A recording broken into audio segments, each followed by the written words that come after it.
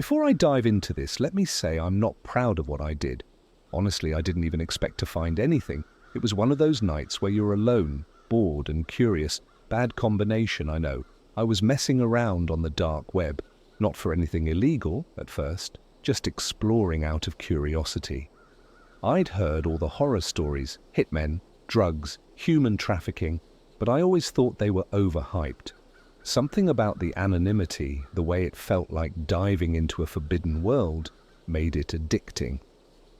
I wasn't planning to look up my parents. It sounds ridiculous in hindsight. But as I scrolled through forums and clicked through endless sketchy links, the thought popped into my head. I'd been in a weird place with them lately, distant, if that makes sense. My dad was always working late and my mum seemed off. She'd stare at nothing for hours, her eyes glazed over like she wasn't even there.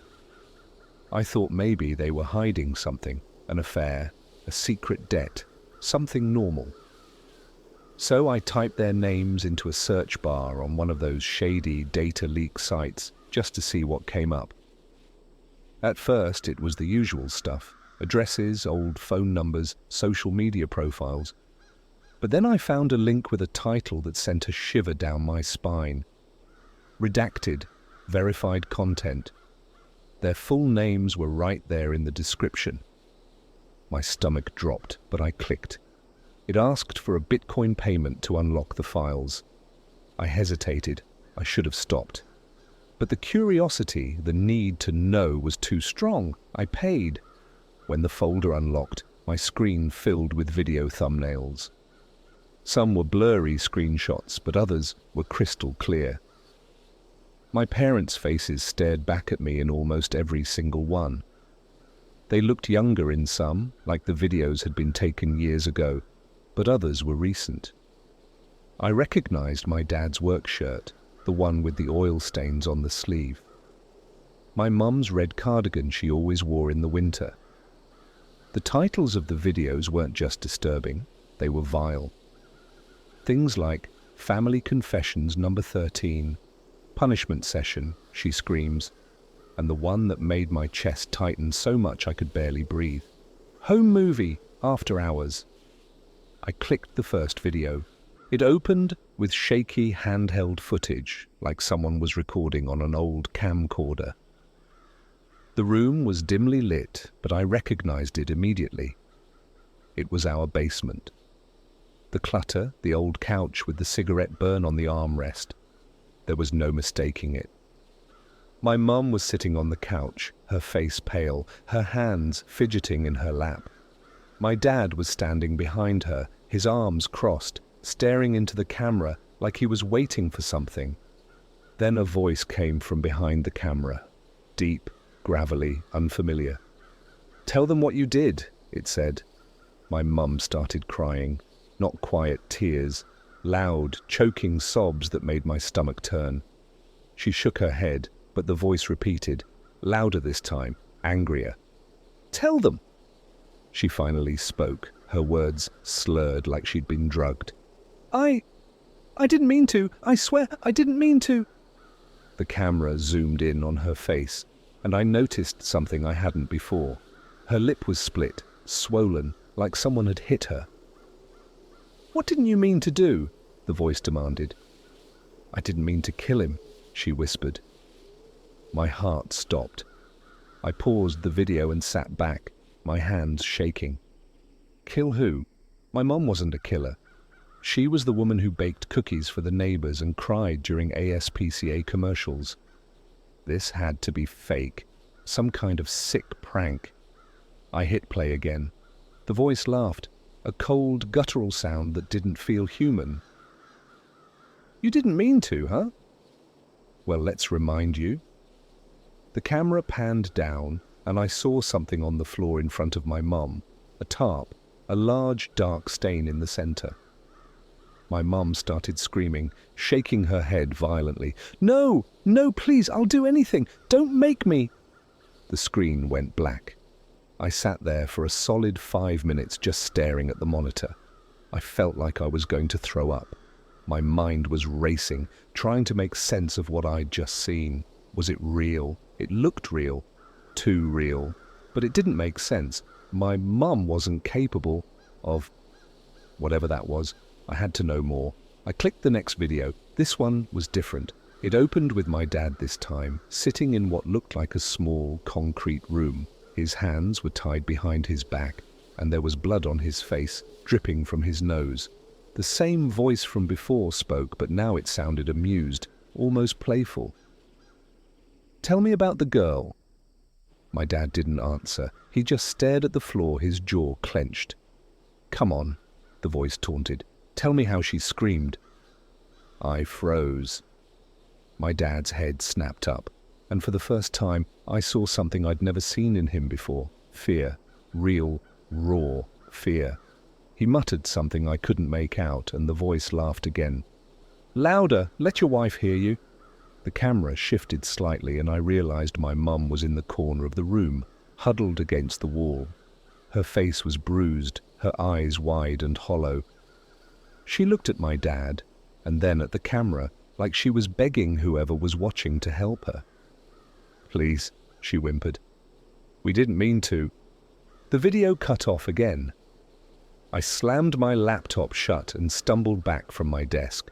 My heart was pounding so hard it felt like it was going to burst out of my chest. My parents!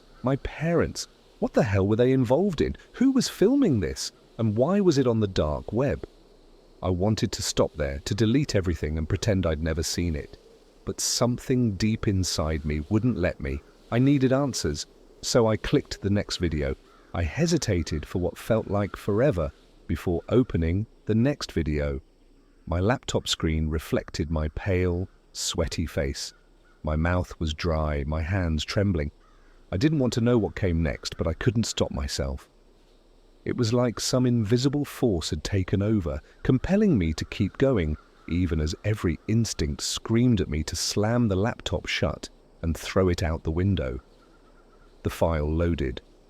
This time, the video started in a completely different setting. It was a bedroom, small, dingy, with cracked paint peeling off the walls. The camera was angled toward the bed, and on it was a woman. She wasn't my mum. She looked younger, maybe late 20s, wearing a torn tank top and jeans. Her wrists were tied to the bedposts with thick, frayed rope. My dad walked into frame. I couldn't breathe. He looked disheveled, his hair messier than usual, his shirt untucked. He had a beer bottle in one hand and what looked like a knife in the other. The woman on the bed started screaming the moment she saw him. Not just screaming, pleading. "Please, please, I didn't tell anyone, I swear. Just let me go, I won't say anything." My dad didn't say a word. He sat on the edge of the bed, taking a swig of beer while she thrashed against the ropes. Then he looked at the camera, straight into it, like he was looking at me through the screen. His expression was blank, like he wasn't even human. The deep, gravelly voice from the earlier videos spoke again, from somewhere off-screen. "Do it!" I wanted to believe it wasn't real, that it was some insane deepfake or actors or anything but reality. But the way the woman's voice cracked when she screamed, the way her body jolted as she sobbed, it was too real, too visceral. My dad leaned down, whispering something in her ear I couldn't hear. She shook her head violently, crying harder. Then, without warning, he pressed the knife against her cheek. I couldn't watch. I paused the video and stumbled out of my chair, gagging. I barely made it to the trash can before I vomited. My whole body was shaking. This wasn't some twisted prank. This wasn't fake. This was real. I paced around my room, running my hands through my hair, trying to figure out what the hell was going on. Who was my dad? Who was my mum? Were they psychopaths? Murderers? How had I lived in the same house as them my entire life without knowing? But the thing that haunted me the most wasn't the video itself. It was the look in my dad's eyes when he stared into the camera. There was no hesitation, no remorse. It was like he'd done this 100 times before. I didn't want to go back to the laptop, but I had to. My mind wouldn't let me stop until I knew everything. When I hit play again, the video continued right where I left off. My dad was still holding the knife to the woman's face, but now he was smiling. Not a normal smile, a twisted, empty grin that made my skin crawl. The woman kept pleading, promising she wouldn't tell anyone, begging him to let her go. Then my mum walked into the frame. She wasn't tied up this time, but she looked just as broken. Her makeup was smeared, her hair a mess. She had a vacant expression on her face, like she was on autopilot. She sat on the edge of the bed next to the woman, reached out and stroked her hair. "Shh," my mom whispered, "it's going to be okay." The woman froze, staring at her like she couldn't believe what was happening. "Please," she whimpered, "you're a woman. You understand? Please don't let him." My mum's hand suddenly clamped down on the woman's mouth, cutting off her words. My mum turned to look at my dad, and for the first time I saw something behind her dead eyes. Anger. "Do it," my mum said. Her voice was cold, flat. My dad nodded, raising the knife. I closed the video. I couldn't watch anymore. I sat there, shaking, trying to piece everything together. The basement video, the tarp, the bruises on my mom's face, the terrified look in my dad's eyes when the voice mentioned the girl. These weren't just random moments. They were connected. I started to think back to my childhood, to all the little things I'd brushed off or ignored. The strange noises at night, the times my mum would wake me up, crying, and tell me to stay in my room no matter what. The way my dad always kept the basement door locked. And then there were the people, neighbors, co-workers, family friends. They'd come around for a while and then they'd just disappear. My parents always had an explanation. They moved away, they got a new job, they didn't want to stay in touch. But now, I wasn't so sure. I looked at the file list again. There were still dozens of videos I hadn't opened. Some had dates in the titles, going back years. Others had cryptic descriptions like Session Number 5, Teach Him a Lesson, and Weekend Project, New Recruits. My stomach churned as I realized the sheer scope of whatever the hell this was. I had to know, I had to keep going. I clicked on another video, but as soon as I did, my screen glitched. The video didn't load. Instead, a chat box popped up in the corner of the screen. "Unknown user, you shouldn't be here." My blood ran cold. Before I could respond, another message appeared. "Unknown user, we're watching you." I stared at the chat box, my mind frozen. My screen stayed eerily still, the small blinking cursor in the chat the only movement.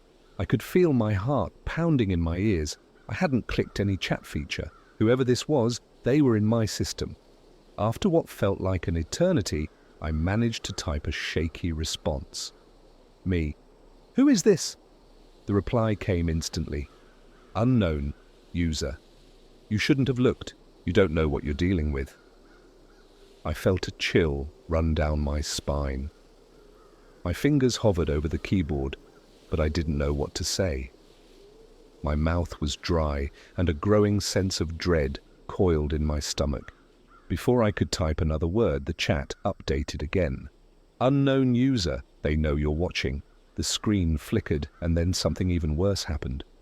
My webcam light turned on. I scrambled, covering the lens with my hand, my breath coming in short gasps. I hadn't turned it on. Hell, I never even used it.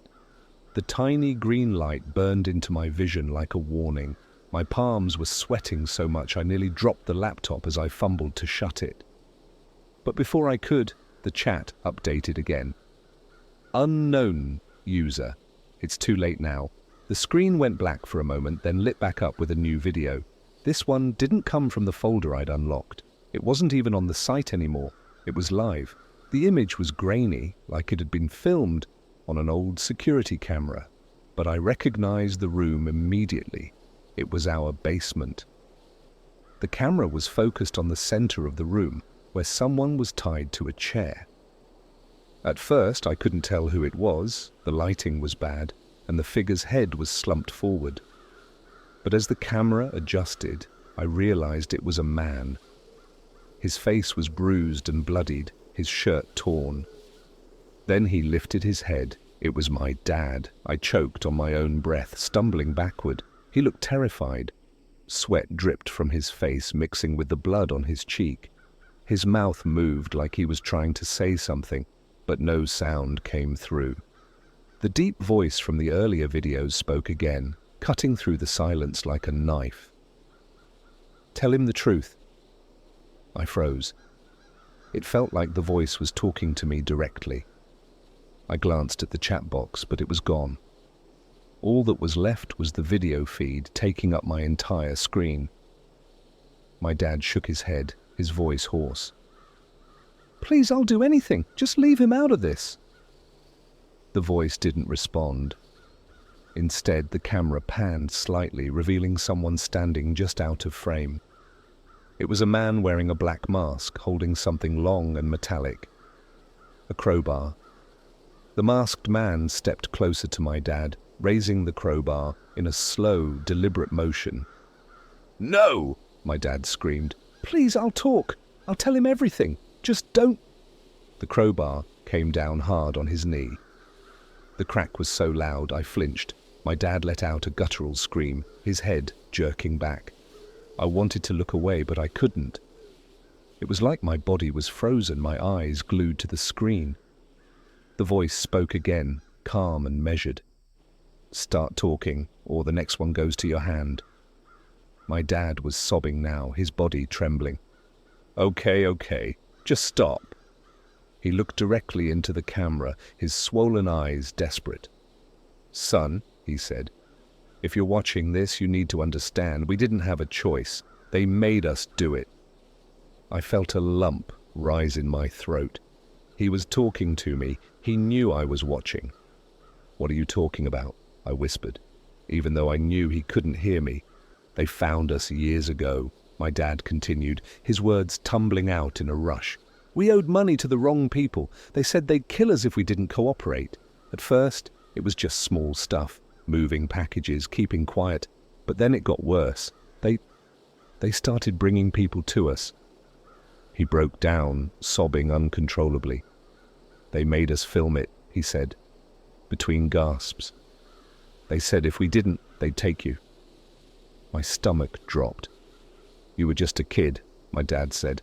"We couldn't let them hurt you. We couldn't..." The masked man interrupted him with another swing of the crowbar, this time hitting his shoulder. My dad cried out, his voice raw and broken. "Keep going," the voice said.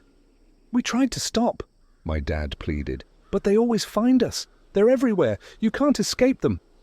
He looked into the camera again, his face twisted with fear. "You have to leave. Don't tell anyone what you've seen. Don't go to the cops. Just run." The screen flickered, and for a brief moment, the video feed changed. I saw myself. The image was coming from my own webcam. I was sitting there, staring at the screen, pale and wide-eyed. Then it switched back to the basement.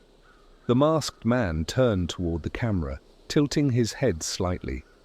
His body language felt almost mocking, like he was daring me to do something. He reached into his pocket and pulled out a phone.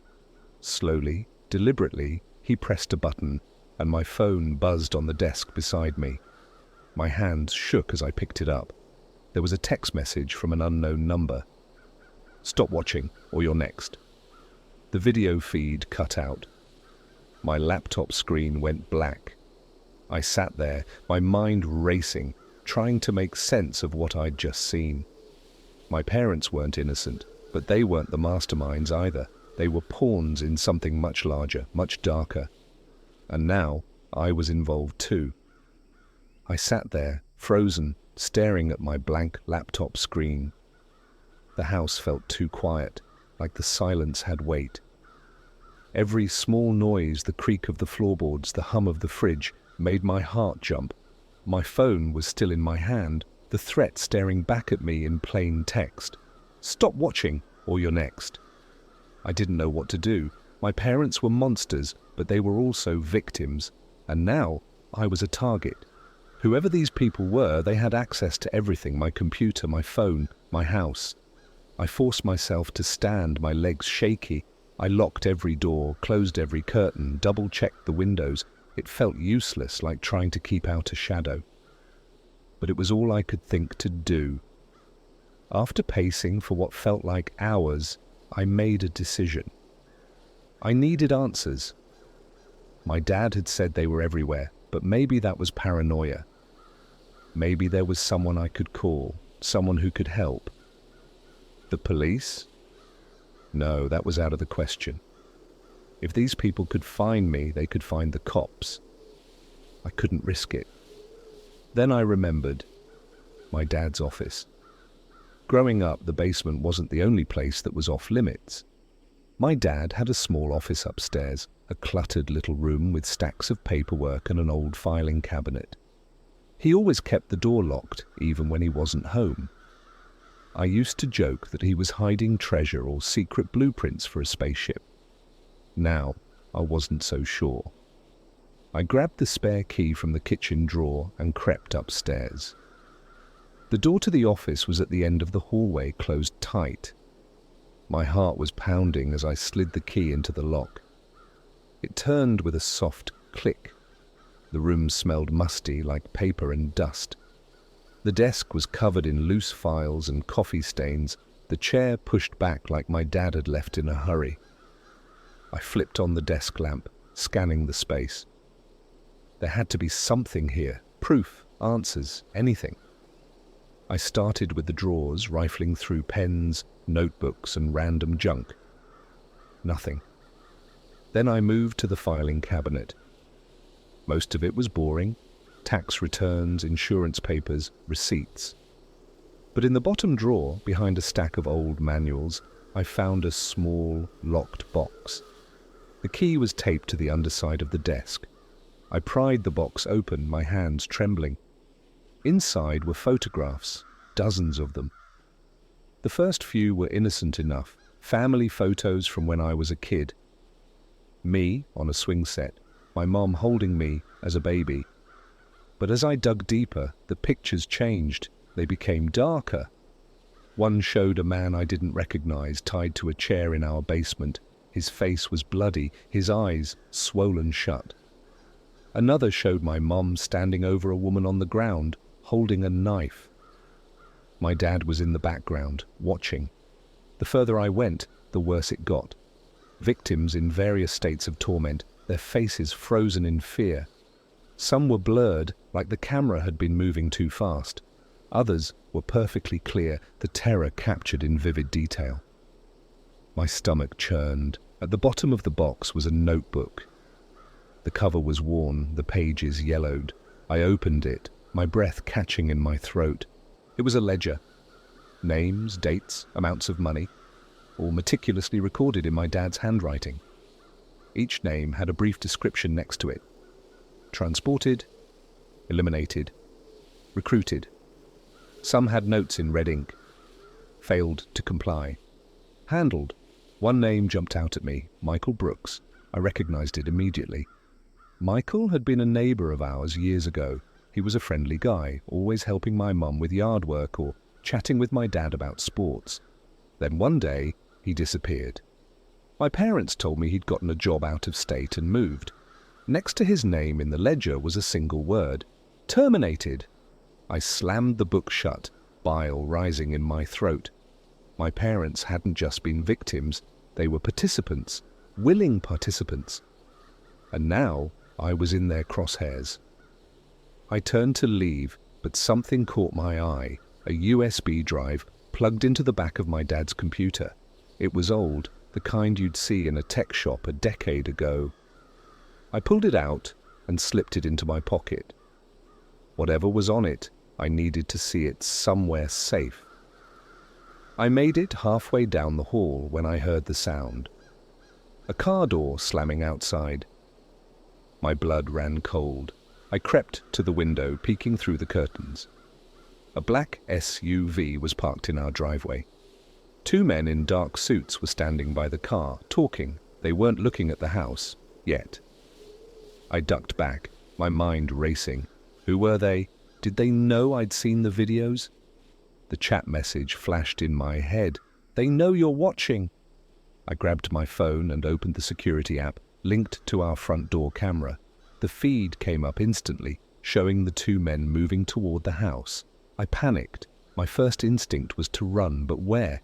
I didn't even know who I was running from. Instead, I bolted for the back door, grabbing a jacket and my car keys on the way. I slipped out into the yard, staying low, my heart pounding in my ears. The night was pitch black, the cold air biting at my skin. I crouched behind the shed, watching as the men reached the front door.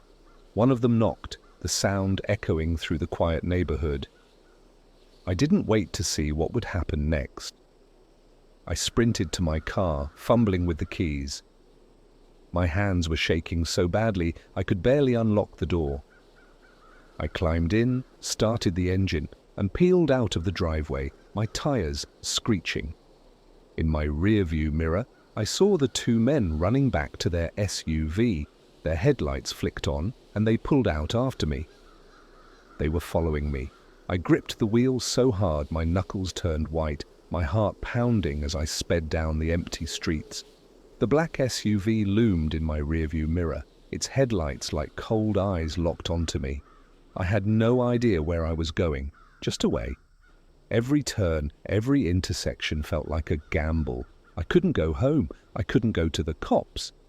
All I had was the USB drive in my pocket and a gut-wrenching fear that I might not live to figure out what was on it. The SUV was gaining on me. I tried to lose them by taking random turns, weaving through side streets and alleys, but they were relentless. The whole time, my phone buzzed in the cup holder, notifications lighting up the screen. I glanced down and saw text after text from an unknown number. You should have listened. Stop running.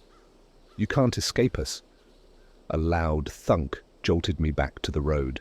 They'd bumped my rear bumper, the force sending my car swerving. I managed to steady it, but my breathing was ragged, my chest tight. I was running out of time. I spotted a freeway entrance ahead and floored it, merging onto the highway. The SUV followed, its engine roaring as it closed the distance. I could barely think, my mind a blur of fear and adrenaline. Then an idea struck me, risky, but it was all I had. I swerved into the far right lane, heading for the next exit. But at the last second, I veered back onto the freeway, staying straight. The SUV hesitated, its tires screeching as it tried to follow. They overshot the exit, and for a brief moment I was free. I didn't stop. I kept driving until the city lights faded behind me, replaced by empty stretches of road and dense forest. Eventually I pulled into an abandoned rest stop, killing the engine. My hands were still trembling as I sat in the dark, the silence deafening. I needed to see what was on the USB drive. I opened my laptop, praying they hadn't hacked into it again. The screen lit up, and for now, everything seemed normal. I plugged in the drive and opened the single folder it contained. Inside were more videos, not just a few, hundreds. My stomach dropped as I scrolled through them. Each file had a name, a date, and a description. Most of them matched the ledger I'd found in my dad's office. Victims, locations, methods. But then I noticed something else. The last file was dated today. It had no name, just the words, "Live Feed." I hesitated, my finger hovering over the trackpad. Every part of me screamed not to open it, but I had to know. I clicked the file. The screen went black for a moment, then flickered to life. The video feed was dark and grainy. The camera focused on a room I didn't recognize. It was small, windowless, with concrete walls and a single chair in the center. Someone was sitting in the chair, their head slumped forward, their arms tied behind their back. My mom. Her face was bruised, her hair matted with blood. She looked barely conscious, her chest rising and falling in shallow breaths. I felt a wave of nausea, my heart pounding in my ears. The same deep, gravelly voice from before filled the silence. "Look who we found." The camera panned slightly, revealing a second figure. My dad. He was tied to a post, his face swollen and bloodied. His eyes flickered to the camera, and for a moment he looked directly at me. "I warned you," the voice said. "You should have stayed out of this." The camera zoomed in on my mom. A masked man stepped into frame, holding something in his hand, a scalpel. "No," I whispered, my voice trembling. "Please don't." The man didn't hesitate. He grabbed my mom by the hair, forcing her head back. She whimpered, barely able to fight. "Stop it!" I screamed at the screen, knowing it was useless. The masked man paused, tilting his head toward the camera, as if he'd heard me. Then the feed cut to black. I sat there, stunned, my chest heaving. I wanted to believe it wasn't real, but deep down I knew it was. They had my parents. They were going to kill them. And it was my fault. My laptop pinged. A new message appeared on the screen. "If you want to save them, come home." I stared at the words, my mind racing. It was a trap. It had to be. But what choice did I have? If I didn't go, my parents were dead. If I did, I might end up just like them. I grabbed my keys, my hands still shaking, and drove back toward the city. Every mile felt heavier than the last, my stomach twisting into knots. When I finally pulled into my driveway, the house was dark, silent. I stepped out of the car, my legs feeling like lead. The front door was unlocked, slightly ajar. I pushed it open, the hinges creaking. "Hello?" I called out, my voice barely above a whisper. No answer. The house felt wrong, like the air itself was heavier. I crept through the living room, toward the basement door. It was open, a faint light glowing from below. I took a deep breath and descended the stairs. The basement was empty. No tarp. No blood. Just the same old clutter and dusty furniture. For a moment I thought I'd imagined everything. Then I saw it. A phone, sitting on the floor in the middle of the room. It buzzed. I picked it up, my fingers trembling. A video was playing on the screen. It was live. The camera was pointed at me. I spun around, but there was no one there. Then the voice came, deep and mocking, echoing from the phone's speaker. "We told you, you can't escape us." The basement lights flickered, and the door slammed shut.